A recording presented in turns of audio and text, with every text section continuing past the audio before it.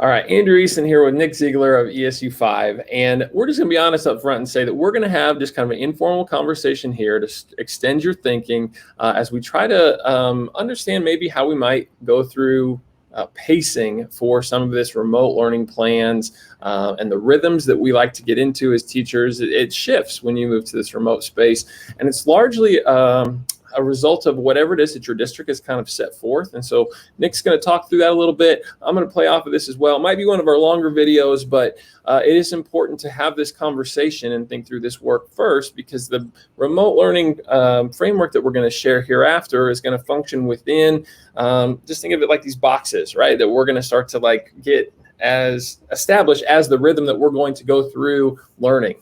And so you really have to be intentional in thinking through that, because it likely will look different from the pacing and the rhythms you're familiar with as a classroom teacher. Nick, what are your thoughts kind of off the top here? Well, great. And so the title is Think Flexibly About Your Pacing.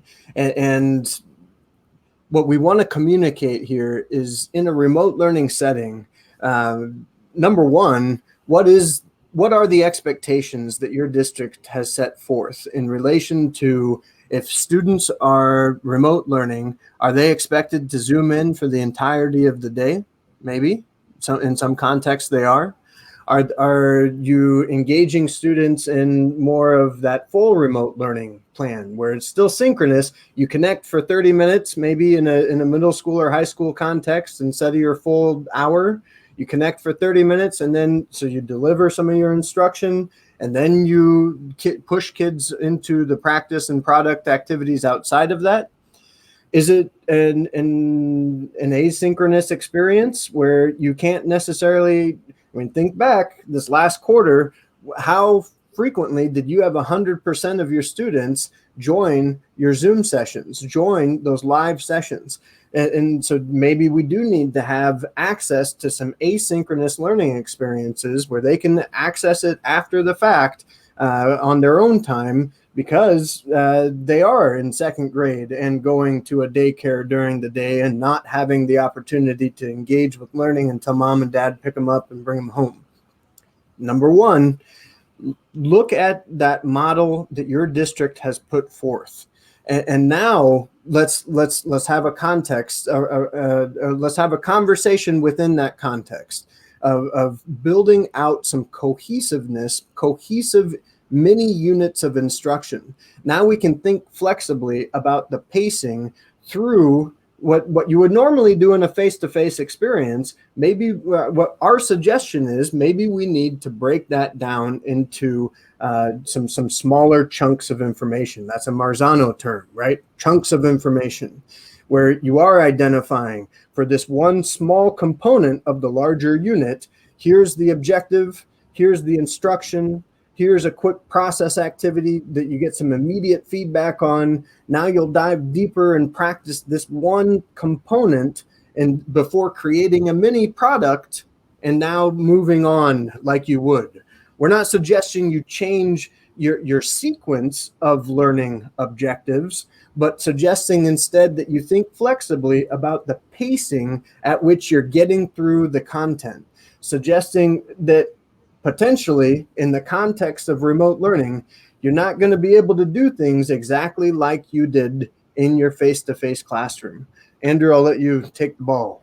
Yeah, no, I'd round that out with saying too, I think that it's important to maybe on the front end build in a day for clarity and taking the time to explain to students how that rhythm is going to look, being specific about what that synchronous time is going to look like if you have it, or what the expectation is during the asynchronous, if they're taking homework home, or if it's a packet and they're doing this entirely on their own. Trying to equip them maybe with some skills for keeping themselves on task and to keep up with things. And so is that a calendar or a to-do list? Those types of pieces are going to help your students navigate that pace that you've set forth. In working with teachers during this time, I know there are a number who have started to leverage their LMS, so your Canvas, Seesaw. Some people use Google Classroom for that purpose to build out modules. And so maybe these chunks that we're talking about, you post 3 for the week that can be accessed kind of on demand in some of the ways that Nick was talking about there. And so I think that that's certainly something to consider. And so when we say chunking, what we're talking about is the 5-step process that you will be able to experience in the videos that follow this one on this page. As Nick said, you might look to build 2 or 3 of those pieces into module 1. Maybe it's all 5 in module 2. Maybe it's back to 3 in the 3rd. And, as this unit develops, trying to do your best to go through about as much content as you might otherwise, but understanding too that this is an entirely new setting. And so it's okay if you have to think flexibly with those pieces, but collaborate with your team, make sure you're following your district's expectations. And that's really all you can do, is be sensitive to those. Any kind of closing remarks, Nick, as we're thinking through this? Excellent. And so really taking into account that student learning experience, and remember to get feedback from those kids. What's working? What's not working? Have those conversations with your department, colleagues, your administration. Make adjustments. Be flexible.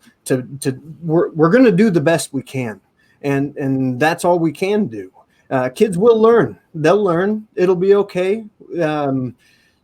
We can do this together. These resources are meant to help you think through. They're not meant to be a mandatory, this is what you must do. And Andrew, I appreciate what you said. Take the pieces that make the most sense to you, that work in your context. You can do it. Absolutely. And don't forget to have fun. Don't forget to try to be creative where it makes sense to do that.